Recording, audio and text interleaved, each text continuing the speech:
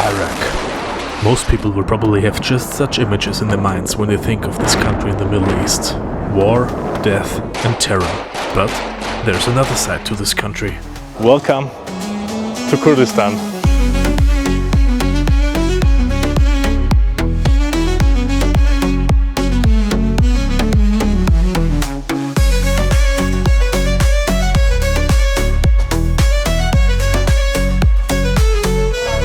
Welcome to Erbil.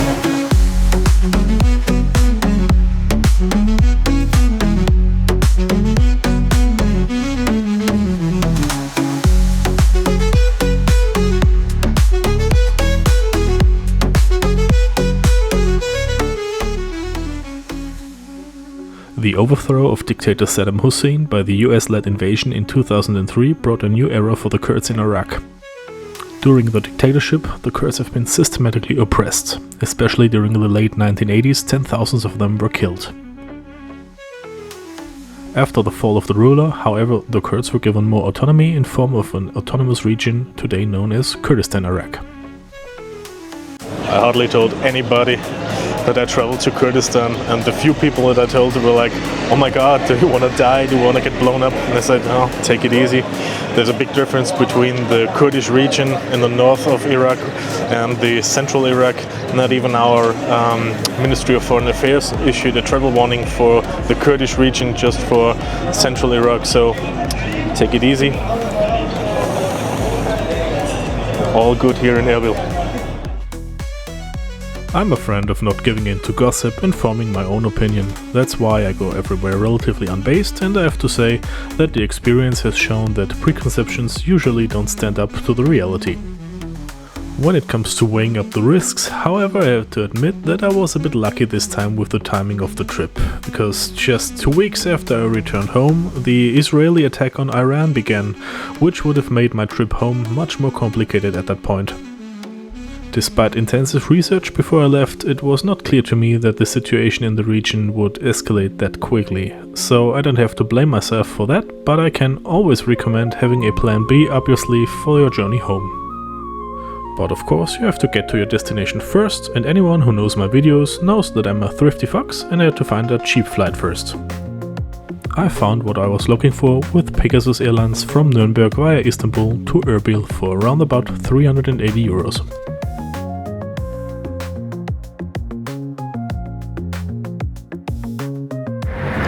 So Leute, geschafft. Ich bin jetzt im Irak angekommen, am Flughafen Erbil. Habe ja vorher ein E-Visa gemacht, weil das Auswärtige Amt auf seiner Webseite geschrieben hat, dass es notwendig wäre und dass man ohne nicht mehr reinkommt. Habe hier aber festgestellt, dass man es tatsächlich noch am Flughafen direkt erwerben kann. Also wer es vergisst oder nicht machen möchte vorab, noch geht's scheinbar. From the terminal, the free airport bus then took me to the meet and greet point about 1 kilometer away, where the taxi organized by the hotel was waiting for me. Depending on the distance from your hotel to the airport, you can expect to pay around about $10 to $15 one way. I chose the My Hotel because of its good location and reasonable price. You can tell how old the hotel is and it's quite worn out, but as it was only for sleeping, that's okay. The staff were absolutely great, always helpful and very friendly, and they also gave me a better rate than the official rate when I changed my money with them. That way I was able to avoid high ATM fees.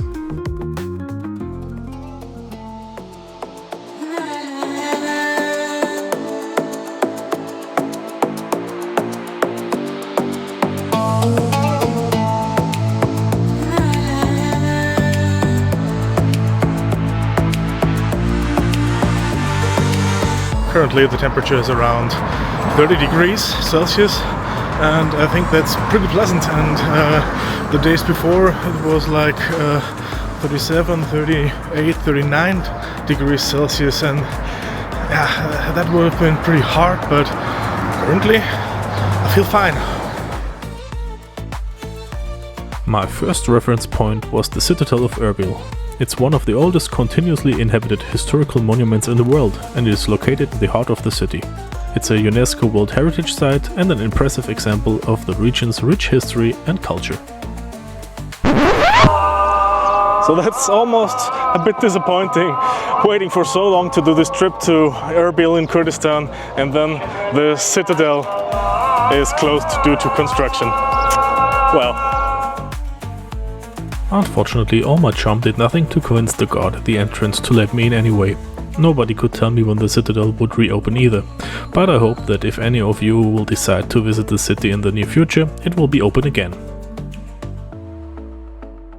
Nevertheless, there was no reason to mope as I had more time to relax a little at the Shar Park. The area around this park with its fantastic fountains is an absolute hotspot, and because my first full day was a Friday, which is a public holiday in the Islamic world, at lunchtime the main roads were closed off and flea markets and little pop-up cafes sprang up everywhere, and you could have a wonderful cup of tea and a chat with the locals. With just one exception, when a salesman in a small side store tried to cheat me out of my change, all people I spoke to were, without further exception, very friendly, genuinely interested and absolutely welcoming. You can tell that hospitality is very important here.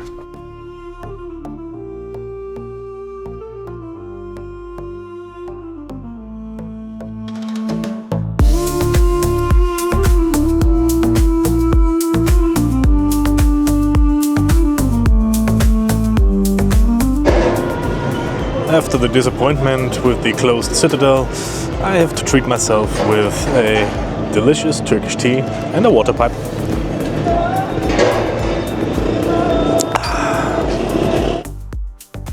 You can find refreshments and snacks basically everywhere. Every 5 meters there's a store or a stall selling everything you can imagine. And there are even special stores for alcohol. You just have to know where to find them. Another highlight for me was the Qaysari Bazaar.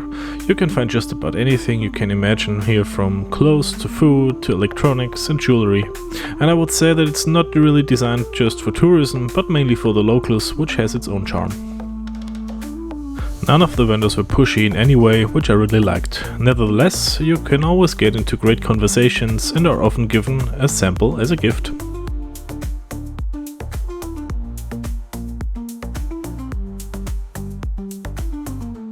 And you don't have to stay hungry in Erbil either.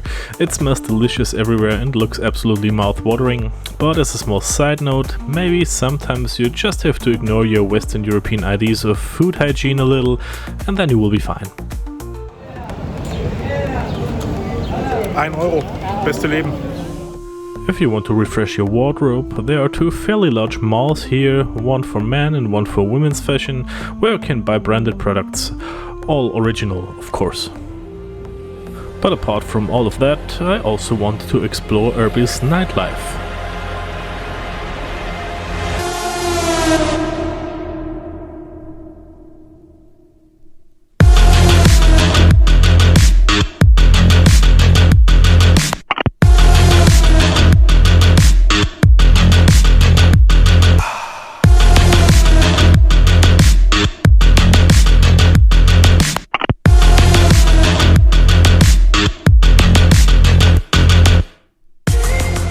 The fact that you can even find this kind of club in Iraq fascinated me in itself. But apart from that, I thought the music was great the whole time and I really enjoyed it. To get in, you first had to pass a handful of security guards who were heavily armed, so that no one who wanted to cause any stress or do even anything worse could get in. You can also get alcohol here, but the prices are very high even by Western standards.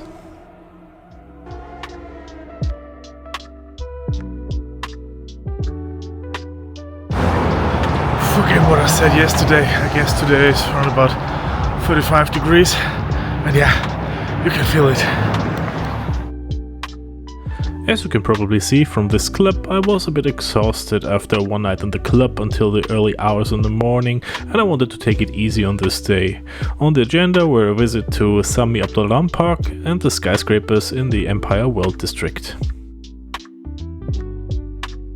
So here in this park they take security very seriously. They searched every single piece of my backpack, but in the end I managed to get in.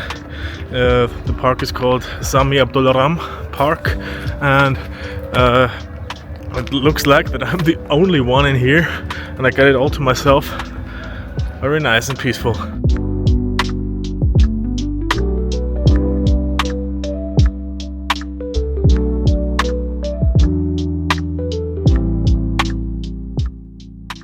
This park is like a real green oasis in the middle of the town, but as I said, currently completely empty.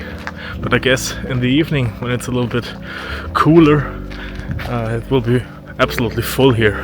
There are some cafes and kiosks to serve the people, and I guess, yeah, at nighttime it's gonna be full.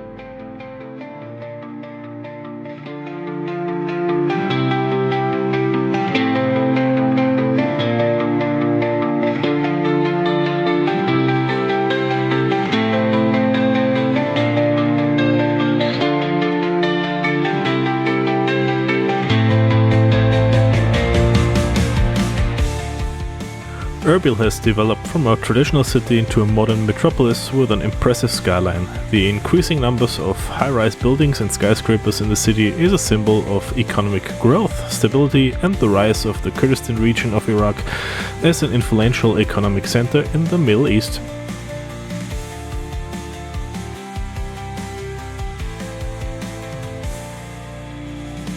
So what can I say in conclusion about my trip? First of all, I'm absolutely glad that I did it at all, because it's an experience that no one will ever take away from me. Above all, I will remember the people and the incredible hospitality, and if I will ever come back, I would like to plan more time and also travel to the region around Sulaymaniyah. I can recommend that you don't blindly believe any preconceptions, but if you have the opportunity, just travel to the countries that you're interested in and form your own opinion. Thank you for watching the video, and I would be very delighted if you give the video a thumbs up and subscribe to the channel. And see you next time.